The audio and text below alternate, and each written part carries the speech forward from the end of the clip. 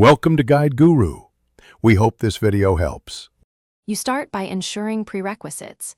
You need a Google Tag Manager account and a container for your site, plus WordPress admin access. Once logged into GTM, copy the container ID, it looks like GTM XXXXXX.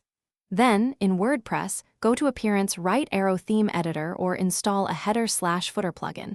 This gives you a safe place to paste code. Make sure to use a child theme or a plugin so updates won't remove your changes. Do this now. Don't skip. Once you have the snippets and access, paste the head snippet into header. PHP inside the head tag and the body snippet immediately after the opening body tag.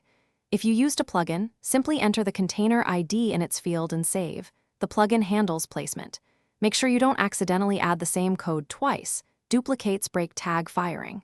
After saving, clear caches and preview in GTM to confirm tags will fire. If edits fail, revert and use the plugin instead. You finish by verifying the setup. Enable GTM preview mode and open your site. Watch the debug pane to confirm tags fire on the expected pages. Make sure you clear WordPress caching, your CDN cache, and browser cache so changes show. If tags don't appear, check for security or optimization plugins that block scripts and temporarily disable them. One key troubleshooting tip: if preview shows nothing, ensure your container is published. An unpublished container won't serve tags to visitors. Thanks for watching. Consider subscribing if we helped you today.